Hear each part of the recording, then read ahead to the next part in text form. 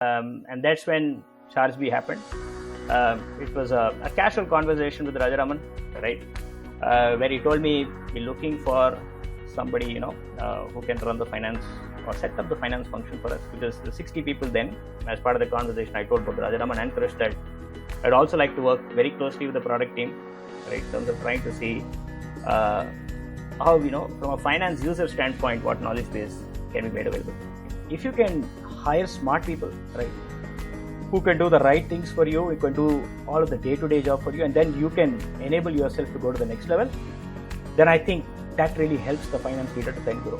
When we came out of the pandemic, the numbers were like growing, almost double, right, in terms of how we were doing year on year.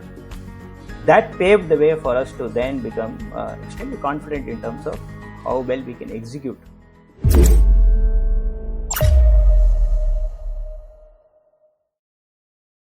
Hey, we are back with the next episode in COPATALKS, the ultimate CFO podcast brought to you by Bluecopa. Here, we bring you unfiltered access to conversations with veteran finance leaders covering key milestones and challenges in their journey through stories. Joining us today is Karthik, the VP of Finance at Chargebee, a leading subscription billing platform. Karthik comes with a rich experience in finance domain, having worked with TCS, FSS, Olam, and now Chargebee. Unanimously regarded as very humble, Karthik is certainly a people favorite at Chargebee. Come as we explore the art of staying calm, playing the long game, and how to hire right with Karthik. Without any delay, let's get into the chat. Hey Karthik, welcome to the show. Glad to have you. Thank you for having me here. Great. So we'd love to know more about you first. Why don't you talk about Karthik as a kid and his interest in finance? Yeah, sure. So interestingly, finance was not something that I wanted to grow up being, right? So when I completed my 10th grade, I wanted to kind of look out for which is the easiest subject that I can actually fare well on, right? Not very good at science, was good at maths, right? So, which is when I decided, okay, let me take up the commerce group, right? Because I heard that amongst all of the groups, being computer science, biology, commerce group probably was the easiest, right, to get cracking on. So that's how I did my 11th and 12th grade, was when I started pursuing the commerce group. And after I completed my 12th grade, in fact, I got pretty good marks in my 12th grade. Mm-hmm. That's when this conversation started, right, with one of the auditors. I was trying to find out what I should be doing after that, right? Which precisely meant that, when I started my 11th grade, I had no plans of being a chartered accountant or pursuing something in accounting. Wow. So after I completed my 12th grade, an intriguing conversation happened with one practicing auditor, right? He looked at my marks and then he asked me this question in terms of would it make sense, why don't you think about pursuing chartered accountancy, right? Mm-hmm. Until then, I had very little knowledge about what chartered accountancy was all about. Of course, I'd heard about, how people had excelled, how hard it was, how difficult it was to crack and all of that. So I was a little skeptical to start with, but I think that auditor gave me a lot of confidence. He told me that you've done well, you've fared well in your board exams.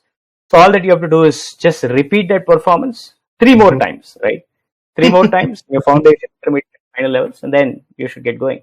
And that's how, I actually made an entry into that foray of being a chartered accountant and then, getting into the finance part of it. Very interesting journey. 3 years that I pursued. I always thought, if it's not for this, I'll obviously go to a B school and pursue an MBA is how I, started getting deep into this curriculum of chartered accountancy. But it so happened that I was able to clear all of those 3 levels, the first attempt itself. And then in 2003, I got qualified as a chartered accountant. I think what he predicted wasn't wrong, the auditor. Yeah, it was actually good, right? I think what he predicted made a lot of sense because my preparation was exactly the same, right? In terms of how I'd prepared for my 12th board is how I'd prepared for all of the 3 levels when I was pursuing CA. So I think that conversation was really good, really helpful, and gave me a lot of confidence. So yeah, it worked perfectly well, right? So that could have been a great external validation or a realization, right? What was the internal sort of drive that pushed Karthik, finance is probably what I am destined to do or I would love doing. So was there any sort of an incident or something that you could share with us? So I think what happened was when I was pursuing my 11th grade and 12th grade, so in addition to being good at maths, I also discovered that I was good in accounting as well, right? Probably because of its close affinity to mathematics. So I naturally started developing an interest for accounting, right? I still remember the conversation that I had with my accounting teacher, right, in my 12th grade. And every time he used to give me a problem to solve in accounting, he used to find a way to get it solved pretty quickly, right? I mean, obviously there are accounting standards and all that are applicable. Yeah. But then in terms of getting to the answer accurately, right, it didn't take me much time, which means I found out that I had a natural inclination to prepare a balance sheet, prepare a profit and loss statement and all that. So yeah, I think that kind of paved the way for me to think through when, the suggestion was made, right, in terms of pursuing chartered accountancy, that if accounting is something that you're good at, if something that you feel naturally you're good at, why don't you, go ahead and pursue, right? So got it. That's how it all came together. Great. And in 2003, how did TCS happen? How did FSS Olam happen? And how did you end up at Chargebee? Would love to know that story a bit. Yeah. So after I completed my CA final papers, right, because I completed in the first attempt, we had a campus interview which was held within the Institute of Chartered Accountants of India campus. And Tata Sons, Birla, all of the big names, right, were there as part of the campus interview, and I got selected as part of the Tata Sons interview, right. In fact, we also got selected as part of another company, which was Ernst & Young. Then also had an offer with PwC, KPMG. So quite a few offers that I had on hand. Birla Soft was another company that was doing well at that time. But I think it finally came down to me trying to see, which company I want to join amongst all of this. So there again, I needed somebody to guide me, right? And thankfully, I found one of my uncle's friends who was working in TCS. He was a very close neighbor of my uncle, and I had a chance to speak to him. And I told him that, these are the offers that I have, and which of these do you recommend? I think that's the point in time when TCS was actually going public. TCS was setting itself for an IPO in the year 2004, right? 2003, 2004. And so he told me the best opportunity for you is to join Tata Sons, right? I mean, the interview was by Tata Sons, but there's no guarantee that you'll get into TCS. But he told me that Tata Sons being a large conglomerate, right, you can get placed any of the Tata Group companies, and all of the Tata Group companies are very traditional, unique in their business model. So it will be a great experience and lay the right foundations for you to, later on build your career. Yeah. I took that advice, right? There was a training management program that happened in Pune. Attended that program. I was a little reluctant to actually move out of Chennai at that point in time. But so happened that I actually landed myself in Mumbai. Spent a couple of years in TCS in Mumbai. Was part of that team which was closely involved, right, in terms of preparing ourselves to go public. A couple of subsidiaries I was handling, one being the Singapore group of subsidiaries, the other being an India-based subsidiary based out of New Delhi. So that's how that journey started, right? It was actually very interesting. I landed myself in Mumbai. Mumbai was a great place, right? Initial apprehensions were there, but then once I got started with Mumbai, I started liking that place, right? Right. So yeah, I think the experience that I got that those couple of years in Mumbai, both from a personal standpoint as well as from a professional standpoint, was really enhancing, right? And that opportunity then paved the way for me to go to Singapore, because the fact that I was handling the Asia Pacific subsidiaries, the vice president of finance called me for a discussion. He said, since you're handling the Asia Pacific subsidiaries, there is an opportunity that has come up in Singapore. Why don't you join the financial controller who is about to be recruited there, and then both of you can work together in terms of running the finance and accounts for that subsidiary. So that's how my journey transitioned from Mumbai to Singapore within TCS, right? And then spent a couple of years, 2.5 years in Singapore, and then I had an opportunity to join a consulting practice within TCS in Chennai. That's how I came back to Chennai. So from Mumbai to Singapore, then back to Chennai. And then FSS happened, right? I think it completed 6 years by then in TCS. So I thought why not look for another opportunity?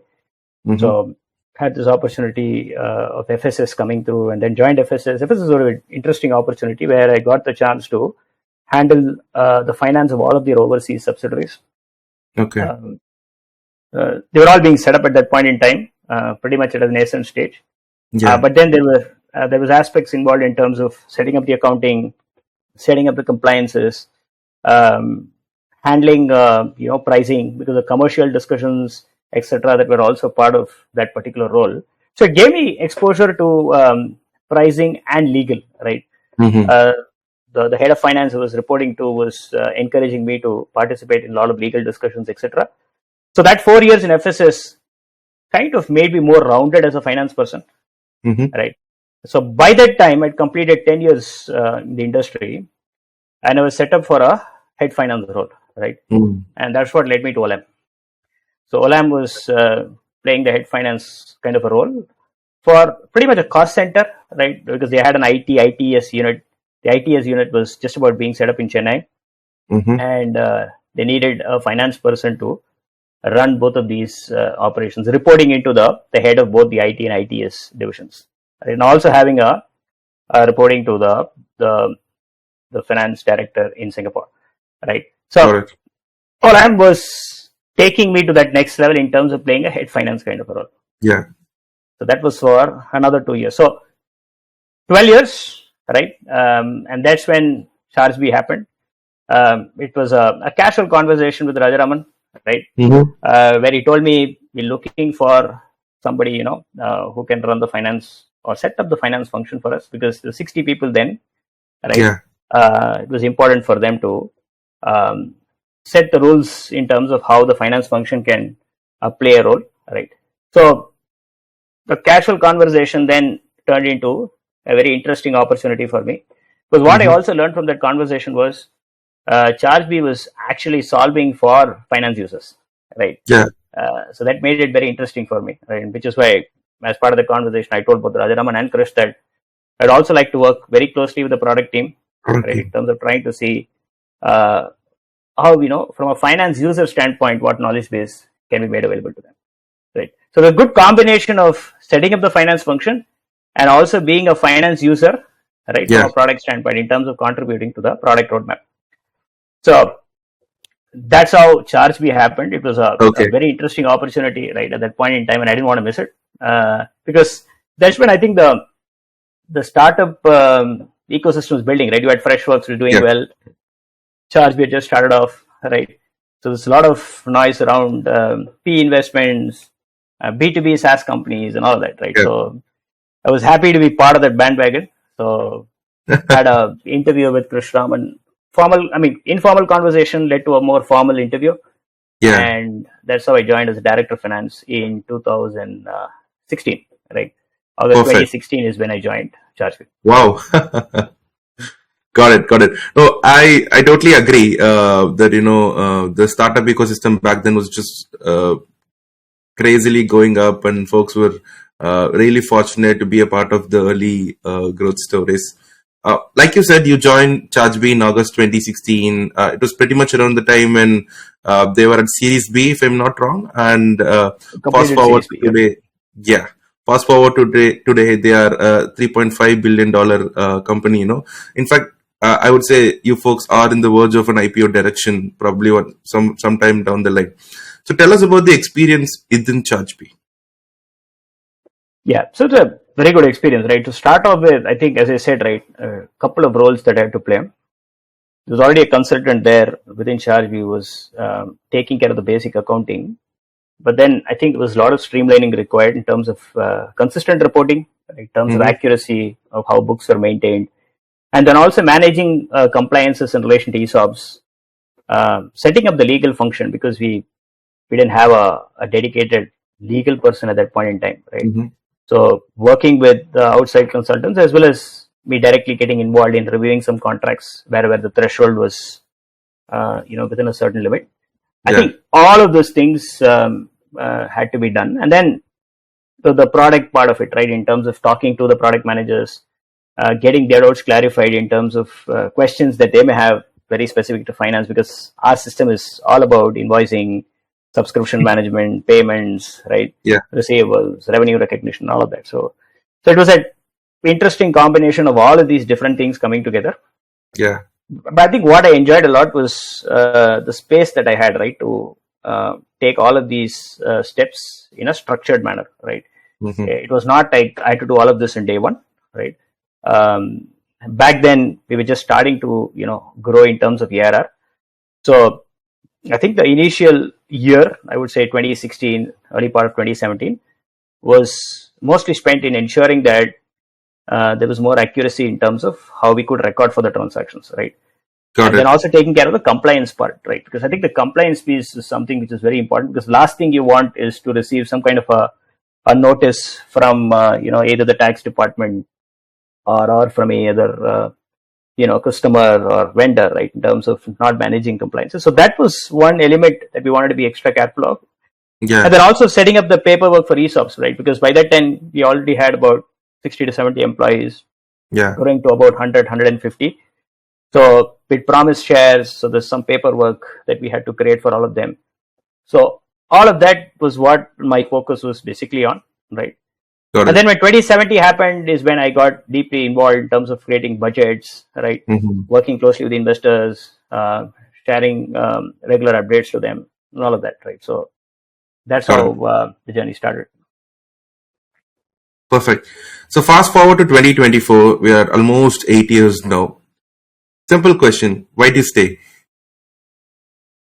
I think every stage, right, is very different. 0 to 1M, right? 1 to 5, 5 to 10M, right? All these different eras that we have grown to, right? Or different growth journeys that we have had, all have different challenges, right? Yep. The challenges that you had between the 0 to 1 or 1 to 5M, right? In terms of how the company was growing, very different. There it was more about, as I said, right, ensuring accuracy, compliance, and all of that. As you start growing, right, there are other complications that come in, right? How do you then start preparing a more accurate budget, right?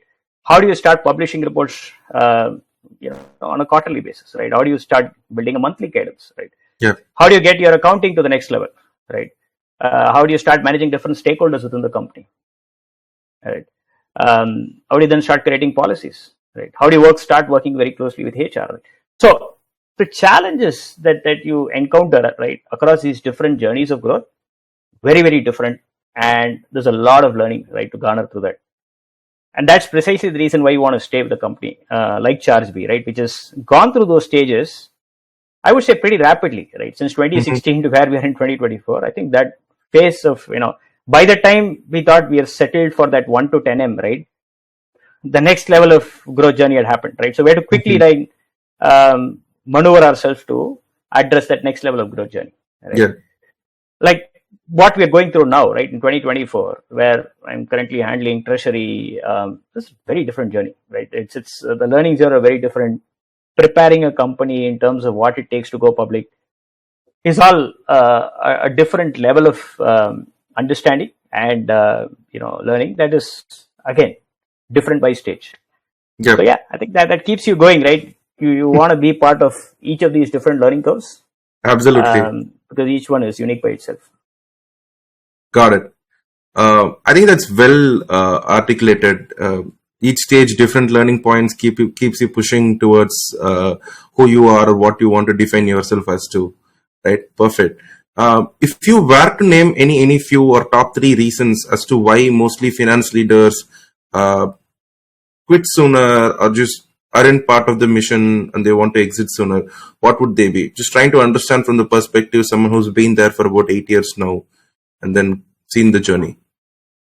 So what is, I think, proximity to the business, right? If you're not close to what's happening from a business standpoint in terms of understanding what metrics drive the business, what is happening, why is it happening, right? Those kind of questions, if you're not placing a close ear to, and if you're only concerned about maintaining books of accounts, just publishing reports, etc., then that journey can become pretty dry, right? And to a larger extent, that's not what is expected from a finance person. You have to be much, much closer to the business, right? And as you go through these different levels, right, that's also another learning that you garner, right? The initial stages, you might seem a little detached, right? But then as you go through the next stages, right, the 10 to 20M or the 20-25M journey, very clear that there is constant engagement required with all of the business leaders, understanding the pulse of the business, producing metrics that's relevant for the business, right? So as long as a finance leader doesn't correlate closely with how the business is growing, he's probably setting up himself for a journey which is not going to be too long. Right? So I think that's one primary reason. The other reason that also becomes important is how you set yourselves for success, right? In terms of the kind of team that you start building.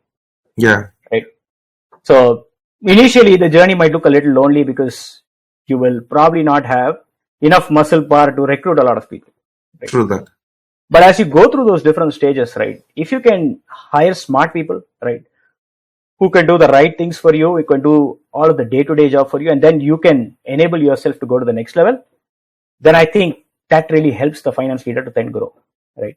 So many times what happens is, sometimes because you used to being in that initial journey where you're trying to do everything by yourself, there's a sense of insecurity that gets built, right, as you go through the subsequent stages. So that's also probably another reason why finance leaders find it hard to continue through this journey, because they want the same level of importance that was available, at that initial stage. And they find it hard to let it go. Right? Got it. So I think those are also aspects that we need to keep in mind. And then the third part, right, as we discussed in the earlier question, is also the element of flexibility that you need to build for yourself, right? As you go through these different stages of growth. You can't be very rigid in terms of how you're thinking about your role. As the company grows, if required, you need to allow the right talent. You need to be flexible to allow the right talent to come in, so that you can supplement those roles pretty well, right? True. Those are some of the aspects that one should keep in mind. Got it. I'm very interested about one of the points you mentioned, which is, build the team, set them for success. Not at every stage would you be hands-on, building that muscle of it. Would love to zoom in on that and understand, how do you go about building such winning teams, and how do you retain them for long term? Okay. See, fortunately for us, right, I think at least from a finance standpoint, what happened was most of the recruits that we had were all from references, right? Somehow we were able to connect to the right people. We got the right candidate that we were able to interview for, and the right fitment for the role. That was something that we were quite fortunate to have. Initially, we were a very small team. We just couple of us were handling things, and then we had one FP&A person coming in. He came through one known contact through Crush. We interviewed him, found him very useful. Right, he had the right mindset to be part of a growing company, and quickly got him in. Right, and today he's pretty successful, right, in terms of what he's doing. He's still continuing with us, right? That by itself speaks to the fact that if you've been able to retain an early stage employee for almost like 6 years now, it gives credibility to the kind of people we were able to get. And then when we went to the subsequent stage, right, we reached a stage around 2020, right, where we found that we probably need to build sub-functions within finance, right? We had to have a controller coming in. We had to have a FP&A lead coming in, and then we also had to build some muscle in terms of having somebody lead the legal function, right? So there again, right, we had to get the right controller, the right FP&A lead, and the legal person. Again, our contacts were pretty helpful. We spoke with some, existing employees who are part of, startups are doing well. Some of them were interested in being part of this journey. We got one of them in. That person referred another person, right? So I think the kind of skill sets we were looking at, Guru, at that point in time was people who had the hunger, and the right attitude to work, right? Because a Chargebee being what it is, right, gives people the environment to excel, right? So we needed people to have that mindset, to come in with an intent to actually perform well, but at the same time also be hungry for doing more, right? And that was our chief parameter that we were using, right, in terms of evaluating candidates. We were not too worried about what their background was, right, whether they were actually successful in their background. Yes, to some extent we paid notice to that, but to a larger extent, our interview process was mostly focused on seeing the attitude part of it, right? Of course, the qualification, etc., did play a role, but largely we wanted to see if they can be part of a team which is willing to learn and grow.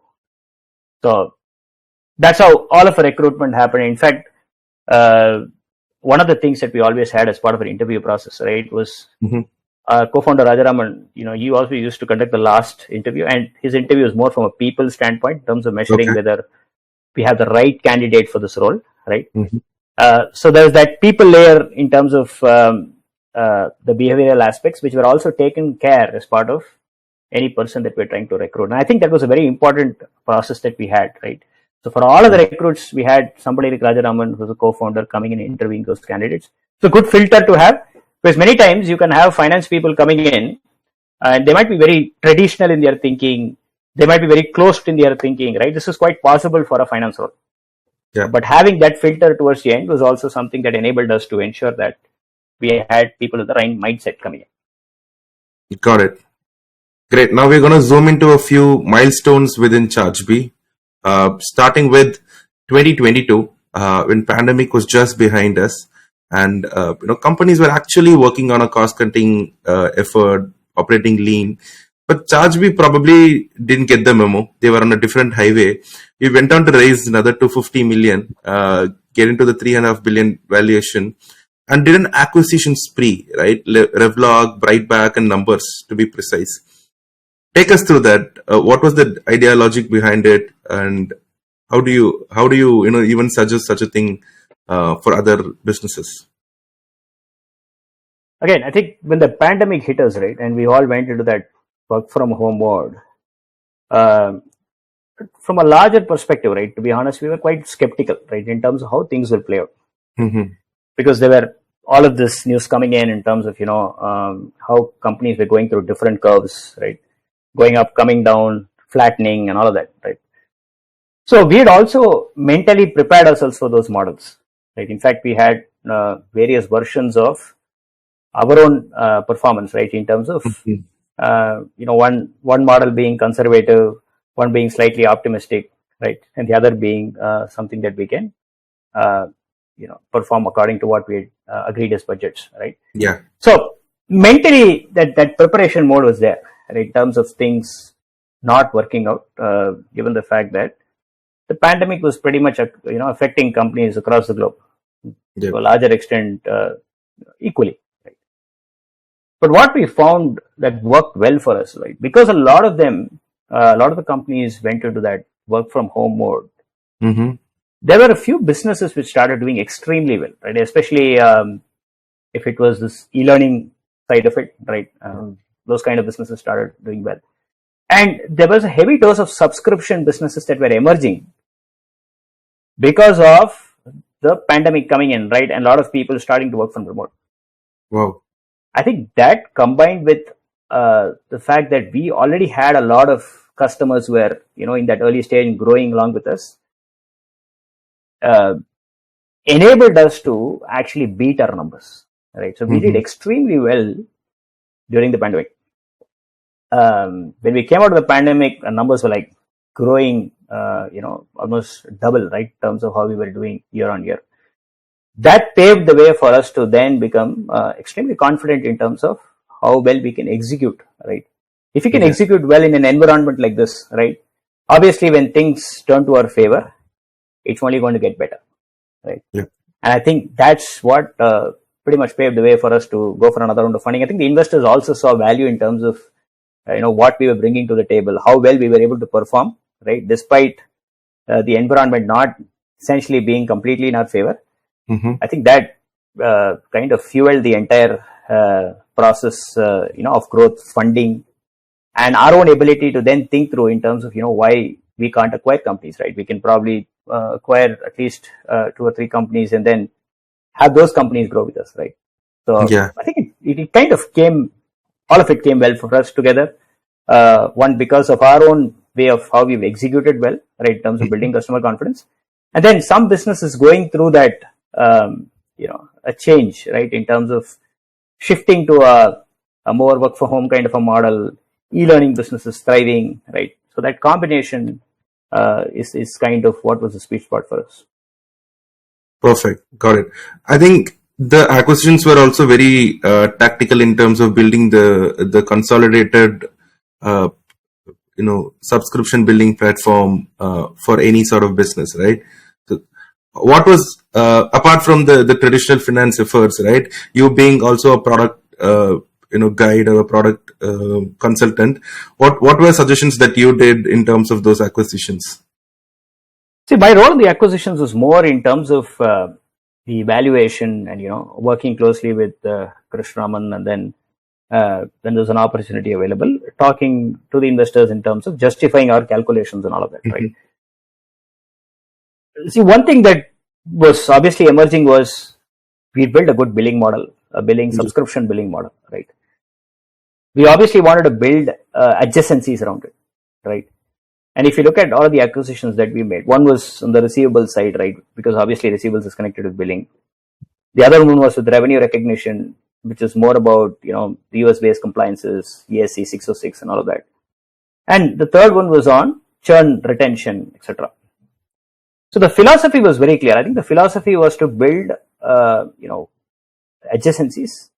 And to build these adjacencies, what was the acquisition model that we had to think about, right? Okay.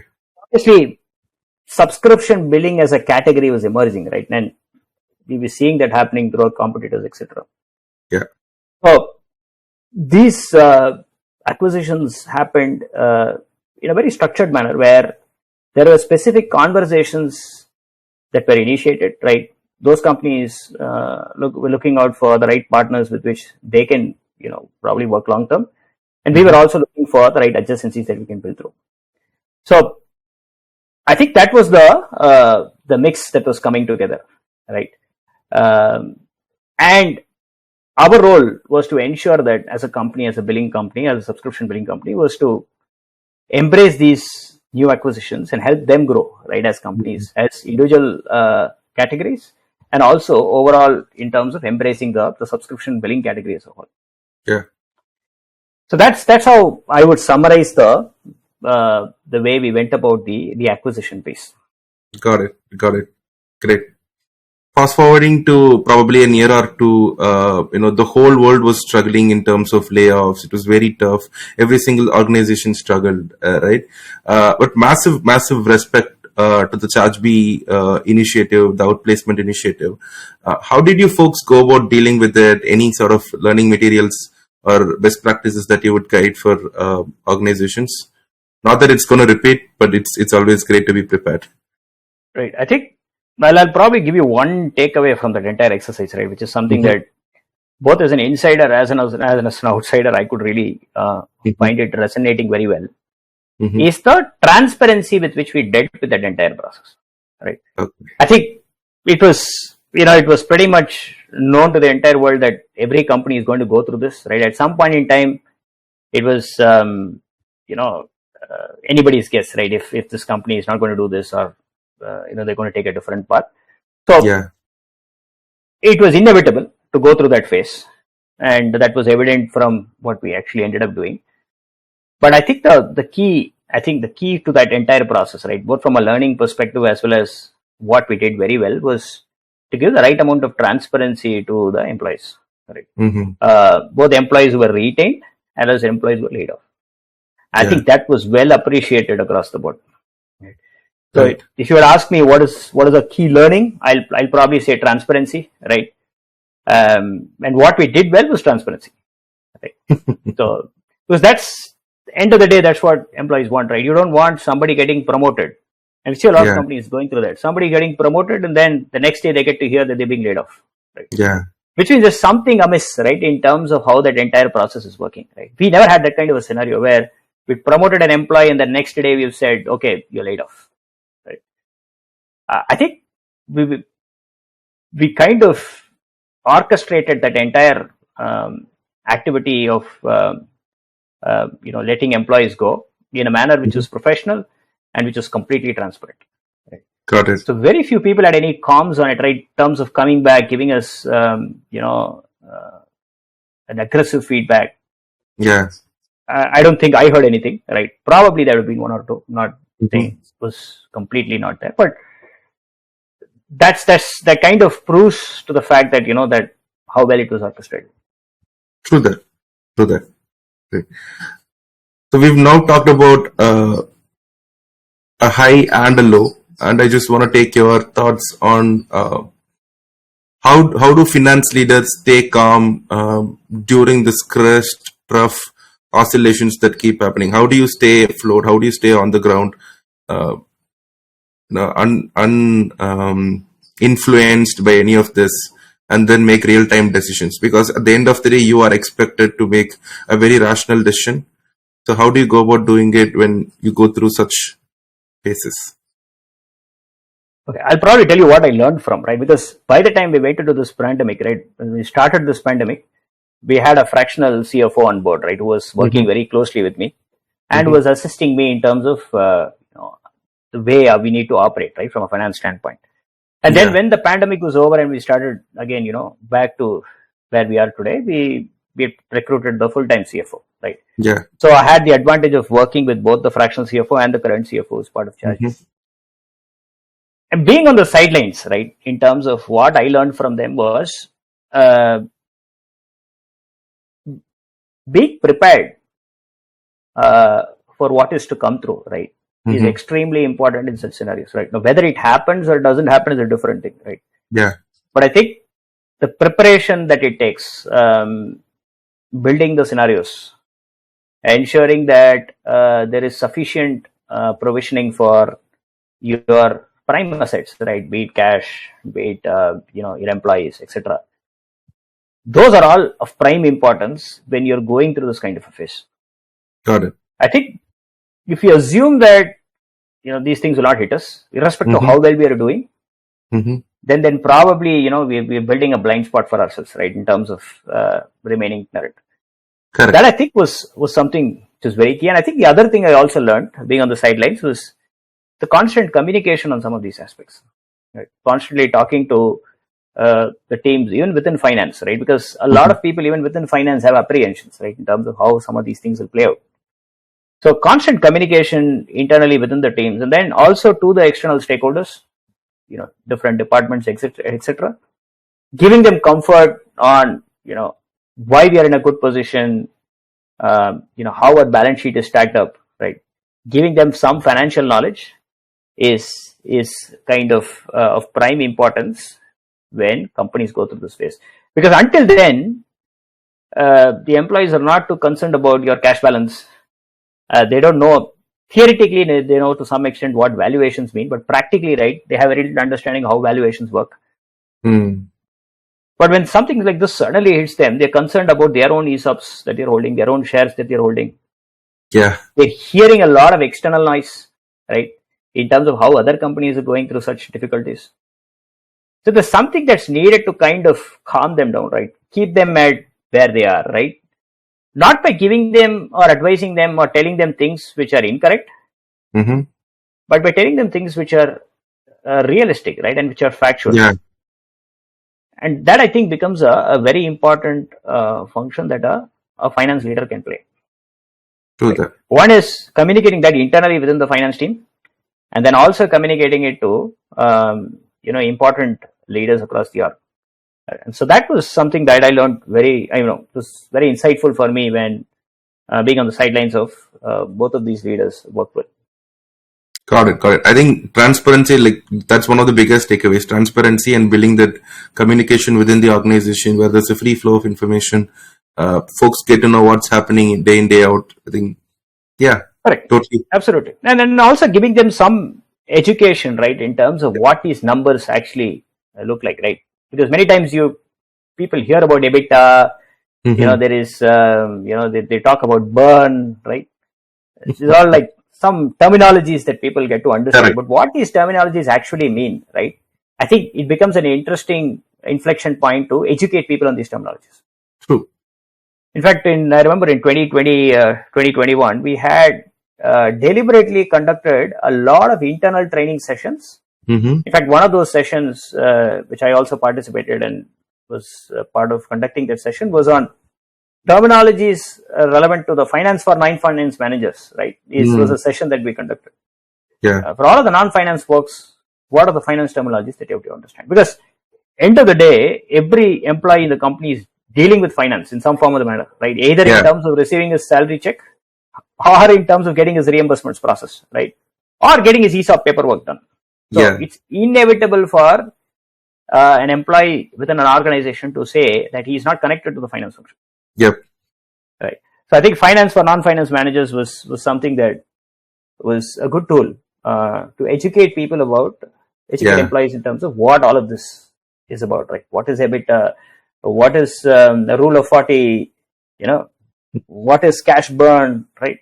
All of this aspects. Absolutely. I think more than that, not just these three parameters, now that they are also working with the finance leaders in terms of implementing the solution and everything, it further proves the point that the understanding of finance is mandatory, and those basic information or intellect needs to be present there.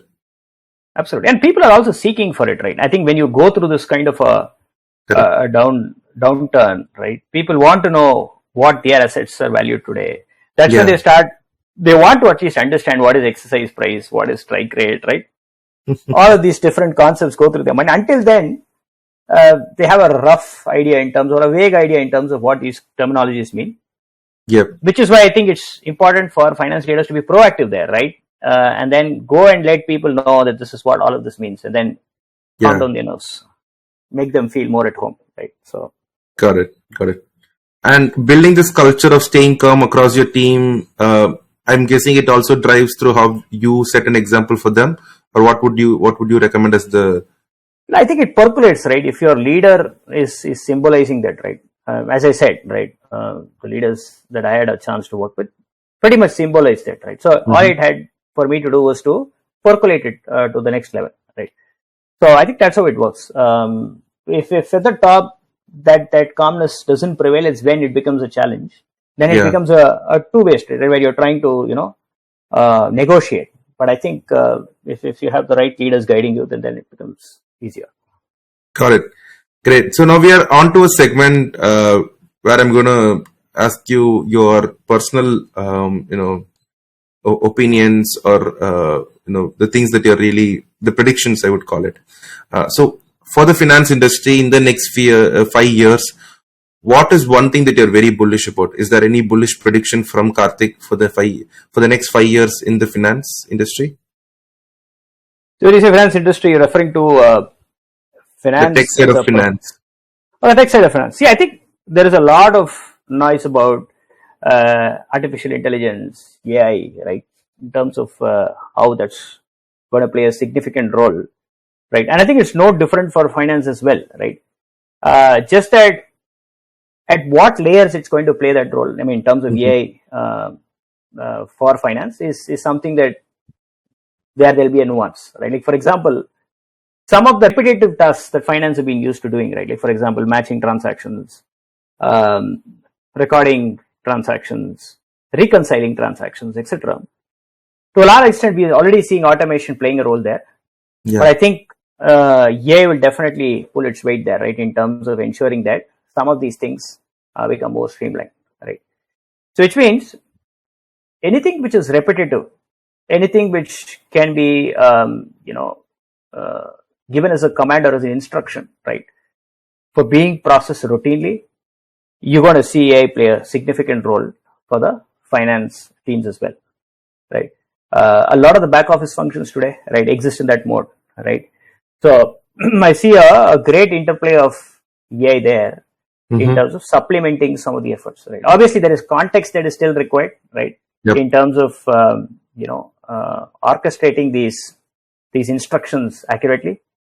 But there's definitely going to be a huge AI element coming in there, a technology element coming in there, which is where I think the services piece will become very interesting for the finance leaders, right? How much can they augment? How much of intellect can they supplement, right, to these tools? Is an area which will become very interesting. There are certain areas where it will be difficult for AI to actually penetrate, because let's assume that you're looking at financial statements, right? Financial statement analysis is something that you can still take the help of AI. But then interpreting accounting standards, right? Yep. Those are things where you still need a lot of intellect, right? True. So I think the intellectual game is probably going to get one level higher. The strategic aspect will be there to stay, right? I think it's the really repetitive tasks in terms of reconciling, recording, etc., which you will probably see a lot of AI coming in and consuming that particular aspect. But then again, there is still that services play in terms of training these tools, right, to perform these tasks. So I'm assuming the near term, those opportunities will also get created. Got it. And is Chargebee leveraging any of the AI tools, especially in the finance space? What's your plan for AI within Chargebee? No, so I think we're already doing some. Internally within Chargebee, we're trying to see if our engineering teams can leverage for some of the codes that they're writing, etc. And at some point in time, we'll also try and see for some of the reporting that we have within our tool, right, how we can supplement AI, right? So yes, there's definitely a roadmap for AI for us as well, right, in terms of how we can or the repetitive tasks. How is it that we can enable it ourselves internally as well as our customers? Got it. And what sort of challenges do you think you would have? Especially, I understand that the service part of it is going to be challenging. Do you foresee any sort of other challenges coming up in the near future with regards to implementing AI within the finance department? As I said, context is very important, right? And unless we set the right context in terms of how we want to use it, we're probably setting it up for failure, right? True. So constantly reviewing the roles, trying to understand, how behavioral patterns are changing within the organization, then fine tuning that to train the tool better are very, very important aspects, right? Because when the business is dynamic, right, the finance function is also expected to play a dynamic role, right? So you can't, go with this vision that things will remain where they are, right? Yep. Enabling that flexibility for systems to evolve is an important ingredient that has to be packaged in, right? True. As we go through this journey. Got it. I think that was fantastically put. Great. So those were the questions, Karthik. Really wonderful having you on the show. Thank you so much for answering the questions and sharing some wisdom with the community. Thank you. Yeah. Thank you. Thank you, Guru. It was great talking to you. Thank you so much for the opportunity provided.